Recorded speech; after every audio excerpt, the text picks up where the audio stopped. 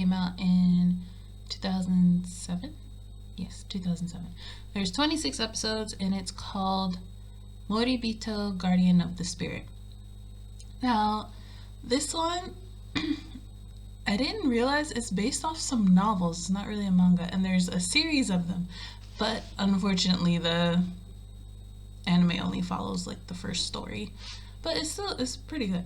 So I watched this with a friend a couple years back, so I don't remember where you can watch it now. You're gonna have to try and find it. I don't think it's on Funimation or Crunchyroll, but you might be able to find it on the interwebs.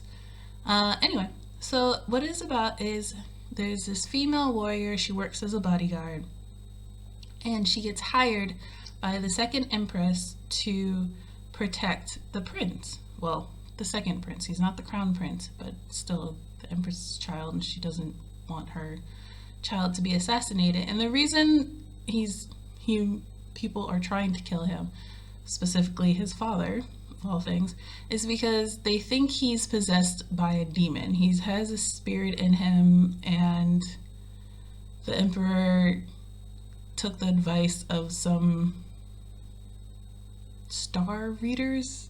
I think that's what they refer to themselves as. And they said that he was possessed and it's a water demon, blah, blah, blah. And he's like, all right, well, kill him. So, yeah. And obviously, the empress doesn't want to see her child killed, so she hires a female bodyguard. It's a pretty good storyline.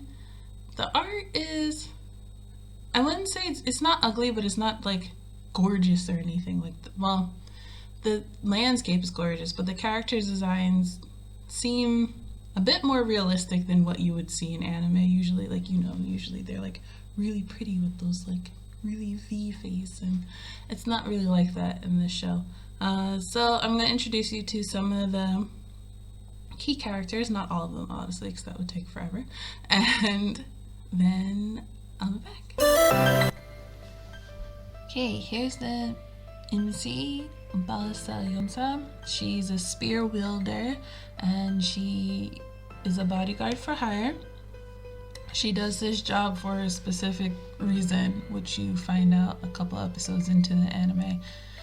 She's very strong, she's quite capable, and she doesn't kill her, not victims, but enemies? I guess that makes more sense. This is Prince Chagam. He's the one that Balsa ends up guarding. He's believed to be possessed by a spirit. Well, they think a demon, which is why they're trying to kill him, but it's actually a water spirit. And this is Tanda. He's Balsa's childhood friend who's definitely in love with her, but she kind of just, not brushes it off, but she has more important things to worry about, I guess, is more the deal. He's quite capable doctor and spiritualist, I guess would be the word, or apprentice shaman in a way. And then we have Toya, the boy, and Saya is the girl, and they're two orphans that were saved by Balsa, so they're very loyal to her. And Toya works as an errand boy, so anything you need in town, he'll get it for you. Saya doesn't do much, she kind of just helps Toya out, really. And originally I thought they were siblings, but it turns out they are not. I learned that while I was researching. Alright, so those were the main characters. I think Balsa is an awesome protagonist. I really like when female characters are like strong and not whiny and things like that. And she's very capable, and she becomes really close with Prince Chagam, almost like a second mother to him.